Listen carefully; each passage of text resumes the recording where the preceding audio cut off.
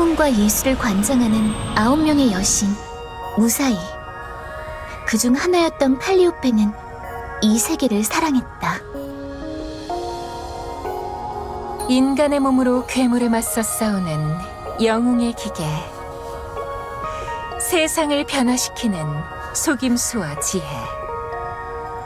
신과 인간의 희로애락이 빚어내는 수많은 역사야말로 이 세상에서 가장 아름다운 것. 나는 내가 사랑하는 이 모든 이야기를 서사시로 노래해 금관에 기록하겠어. 언젠가 내 존재가 쓰러지더라도 이 이야기들이 평생 남을 수 있도록. 나는 그녀가 서사시를 새겨 기록하는 금관에 깃든 영혼이었다. 금관에 깃든 나는 주인과 함께 싸울 수 없었고, 아름다운 노래를 불러 누군가를 기쁘게 할 수도 없었다. 하지만 그래도 상관없었다. 나는 칼리오페가 기록한 역사 그 자체였으니까. 칼리오페의 서사시를 오롯이 보존하고 후세에 남기는 역할에 충실하고자 했다. 하지만 어느 순간부터 칼리오페는 변했다. 분명 바로 그때부터. 어머니, 저 새로운 곡을 연주할 수 있게 됐어요. 자, 들어주세요. 그래, 네 연주가 훨씬 더 아름다워졌구나. 그 나이에 벌써 이 정도 실력을 갖추다니. 보렴 오르페우스, 네 음악에 맞춰 산과 들, 강과 바다가 춤을 추고 있지 않니? 저는 그냥 이렇게 연주하면서 노래하는 게 행복할 뿐인걸요. 이번에는 더 어렵고 아름다운 노래를 제게 가르쳐주세요, 어머니. 빨리요.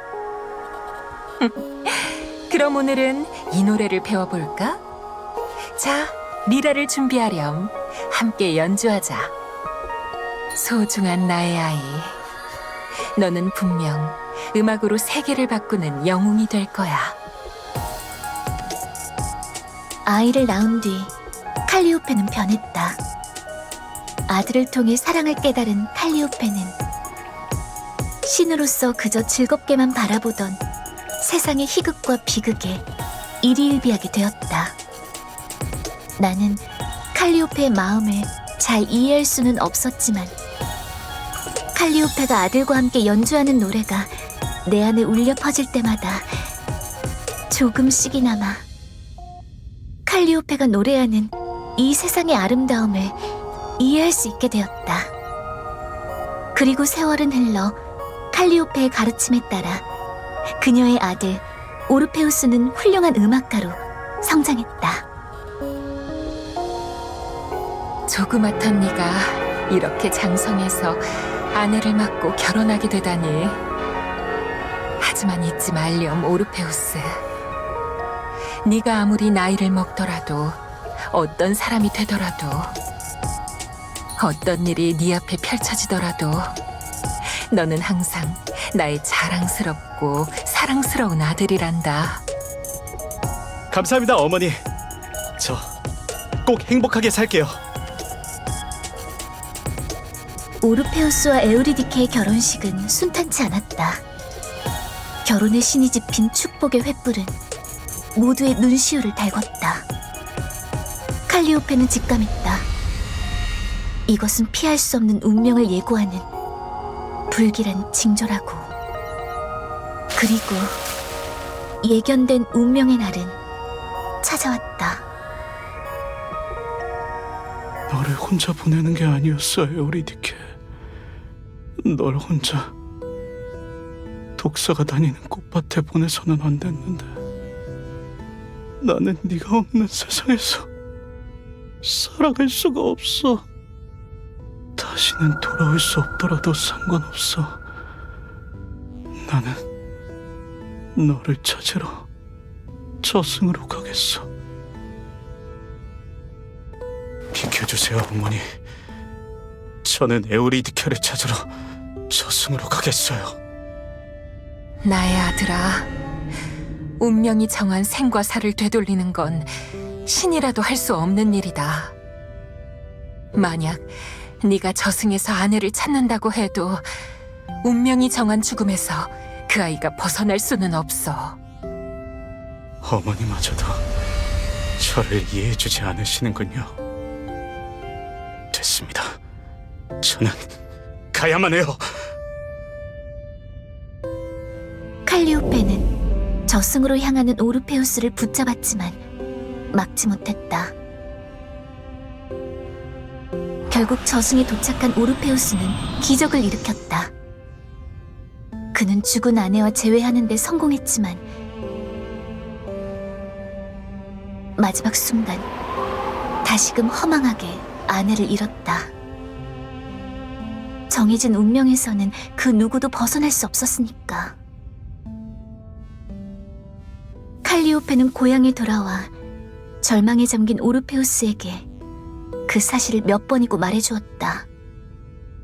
하지만 그 어떤 말도 오르페우스를 위로하지 못했다.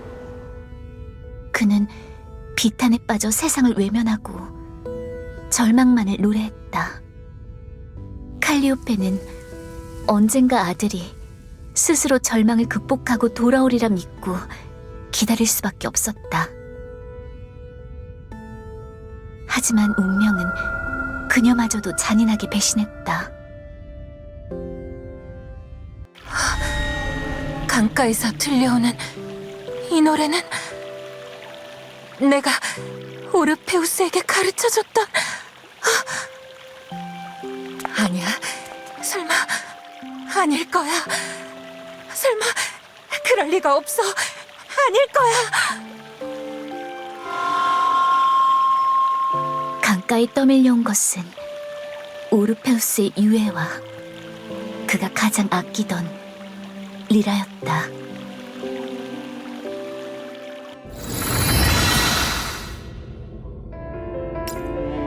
네, 프로듀서님.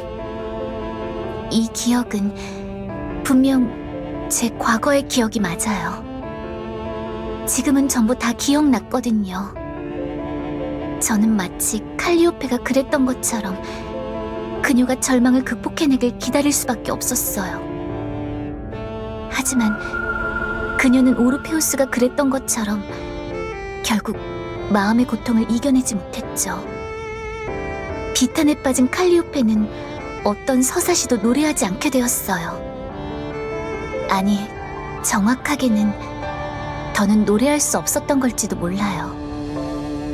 칼리오페는 더는 이 세상을 아름답게 느끼지 못했을 테니까요. 하지만 저는 괴로워하며 절망하는 칼리오페에게 아무것도 해줄 수가 없었어요.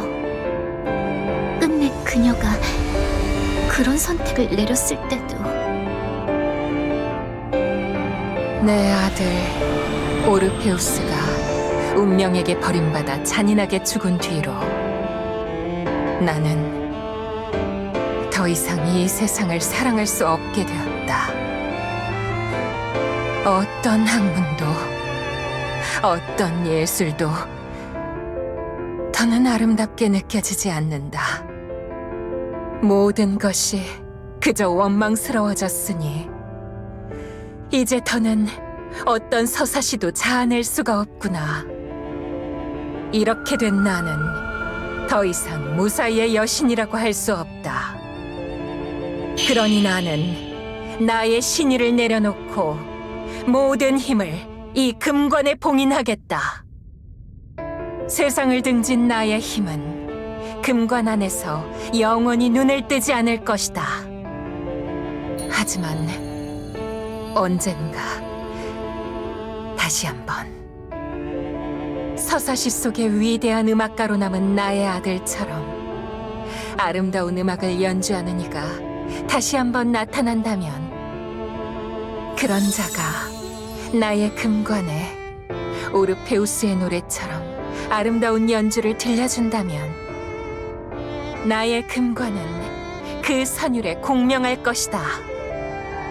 금관을 공명시키는 선율을 연주한 자, 봉인된 나의 모든 힘을 이어받고 불멸의 화음을 쓸 위대한 예술가가 되리라.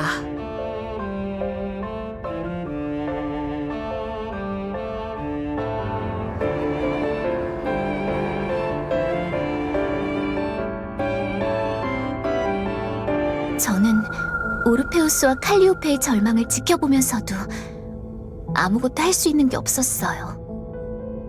그래서 칼리오페가 사라지며 남긴 마지막 소원만이라도 들어주고 싶었어요. 세상을 원망하면서도 칼리오페가 남긴 단 하나의 소원.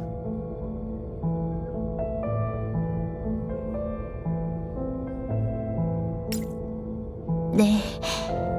그리고 제가 칼리오페에게 해줄 수 있는 유일한 선물이라고 생각하기도 했고요. 그래서 저는 금관 앞에서 연주하고 서사시를 노래하는 많은 예술가를 보며 그들과 공명하고자 노력했어요. 그럴 수 있을 거라 믿고자 했어요. 하지만 저는 칼리오페의 금관은 누구와도 공명하지 못했어요. 그분들의 음악이 모자랐던 건 아니라고 생각해요. 그래서 이유는 모르겠지만 어쩌면 프로듀서님, 이 탑은 여기서 끝이 아니죠? 그러면 좀 더 올라가 봐요. 네, 괜찮아요. 프로듀서님이 같이 있어주시잖아요. 프로듀서님이라면 분명 제 과거에서 답을 찾아주실 거라고 믿으니까요.